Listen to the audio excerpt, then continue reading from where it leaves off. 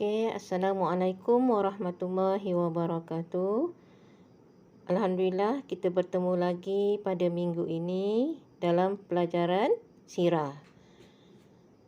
Pada minggu ini kita akan sambung pelajaran yang ketiga daripada minggu lepas.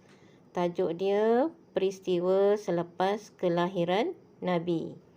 Sebelum memulakan pelajaran, kita baca dulu doa untuk belajar. Bismillahirrahmanirrahim. Allahumma aftah alaina hikmataka wanshur alaina min khazaini rahmatika ya arhamar rahimin. Dalam pelajaran ketiga ni, peristiwa selepas kelahiran Nabi. Objektif dia yang pertama, supaya murid-murid dapat menyatakan nama ibu susuan Nabi, dan juga murid dapat mengetahui kenapa ataupun apa tujuan Nabi dihantar ke kawasan pendalaman untuk disusukan.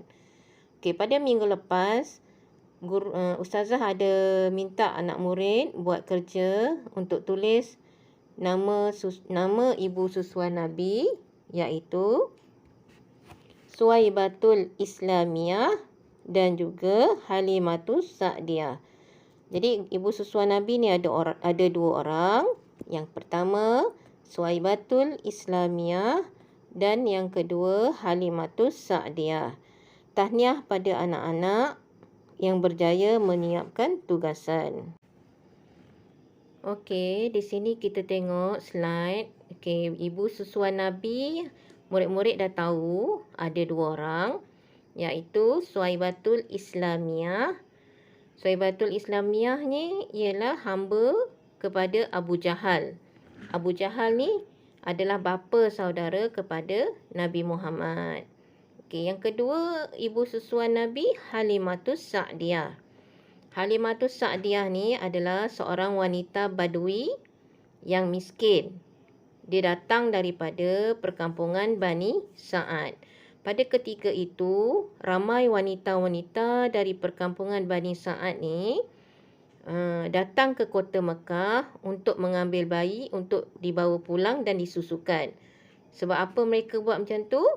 Sebab mereka akan dapat bayaran daripada keluarga bayi yang mereka ambil. Sekarang kita tengok apa tujuan Nabi Muhammad dihantar kepada ibu susuan dia. Macam yang anak murid tahu, ibu susuan Nabi Halimatus Sa'diyah adalah seorang wanita Badui yang tinggal di perkampungan Bani Sa'ad. Kampung ni jauh dari kota Mekah. Jadi Nabi Muhammad telah diasuh oleh Halimatus Sa'diyah ni selama 5 tahun. Dekat sana, masa dekat kampung Bani Sa'ad ni, Nabi Muhammad diasuh juga bersama dengan anak-anak Halimatus Sa'diyah. Jadi Nabi Muhammad ni ada adik-beradik susuan yang lain. Ketika Nabi Muhammad berumur 2 tahun, Nabi Muhammad tu pernah dihantar pulang semula ke Mekah untuk bertemu ibunya. Sebab pada masa itu, di kampung Bani Sa'ad tu berlaku wabak penyakit. Jadi Halimatus Sa'diyah hantar semula sekejap Nabi Muhammad kepada ibunya Aminah di Mekah. Selepas tu Nabi Muhammad dibawa pulang semula ke perkampungan Bani Sa'ad. Nabi diasuh di perkampungan Bani Sa'ad oleh Halimatus Sa'diyah supaya Nabi dapat dibesarkan dalam persekitaran semula jadi yang segar dan bersih, serta jauh dari kesibukan kota. Ketika Nabi Muhammad dalam peliharaan Halimatus Sa'diyah, berapa lama tadi Halimatus Sa'diyah memelihara Nabi? Halimatus Sa'diyah memelihara Nabi Muhammad selama 5 tahun. Banyak perkara yang terjadi ketika Nabi dipelihara oleh Halimatus Sa'diyah.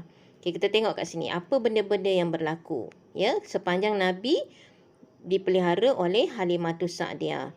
Yang pertama, Allah telah merahmati Halimatus Sa'diyah dan keluarganya. macam mana yang kita boleh nampak? Macam mana cara Allah merahmati Halimatus Sa'diyah? Okey, yang pertama sekali, Halimatus Sa'diyah ni adalah dari keluarga yang miskin. Jadi daripada miskin kepada kehidupan yang lebih selesa. Okey, yang kedua, perkampungan Bani Sa'ad yang tandus. Tandus ni kering. Tak banyak kehidupan yang hidup dekat Bani Sa'ad masa tu. Okey, daripada perkampungan yang tandus berubah menjadi subur menghijau. Dan yang ketiga, binatang ternakan kambing semakin bertambah dan mengeluarkan susu yang banyak. Okay, semasa Nabi berada dalam peliharaan Halimatus Sa'diyah, juga berlaku beberapa peristiwa penting. Sepanjang 5 tahun tu ada berlaku peristiwa penting pada diri Nabi. Okey, contohnya seperti yang pertama, ketika Nabi Muhammad berumur 3 tahun, Nabi telah didatangi malaikat Jibril. Okey, Nabi telah didatangi malaikat Jibril. Malaikat Jibril tu menyamar sebagai lelaki yang berpakaian serba putih. Lepas tu dia datang membawa Nabi ke suatu tempat dan dibelah dada Nabi dan dikeluarkan segumpal darah, iaitu hati Nabi. Kemudian hati Nabi itu dibasuh dengan air Zam-Zam. Okey, kejadian ini dinamakan Syaqqus Sad. Ustazah ulang semula ya. Peristiwa penting yang berlaku ketika Nabi berada di perkampungan Bani Sa'ad. Okey, pada ketika umur Nabi 3 tahun, Nabi telah didatangi malaikat Jibril yang menyamar sebagai seorang lelaki yang berpakaian serba putih. Lepas tu, malaikat Jibril ni membawa Nabi ke satu kawasan dan membelah dada Nabi. Okey, tujuan dia belah dada Nabi ni, dia keluarkan hati Nabi tu dan kemudian dibasuh dengan air Zam-Zam. Kenapa berlaku kejadian ni? Kejadian ini dinamakan Syaqqus Sad. Okey, yang kedua. Apa hikmah kejadian tersebut? Okey, hikmah kejadian tersebut adalah sebagai persediaan Nabi untuk menjadi seorang rasul. Okey, sebab tu hati Nabi ni dibersihkan dengan air Zam-Zam. Okey, yang ketiga, maksum. Maksum ni bermaksud terpelihara daripada melakukan kesalahan dan terhindar daripada melakukan sebarang dosa. Okey, jadi peristiwa penting yang berlaku ketika Nabi berada di perkampungan Bani Sa'ad, ketika Nabi dipelihara oleh Halimatus Sa'diyah ialah dada Nabi dibelah oleh malaikat Jibril. Okey, itu sahaja untuk minggu ini. Ustazah sertakan nota. Ustazah harap anak murid boleh print dan tampal dalam buku tulis, ataupun bagi yang tak ada printer, boleh salin tulis dalam buku tulis. Okey, moga kita berjumpa lagi pada minggu hadapan. Assalamualaikum warahmatullahi wabarakatuh.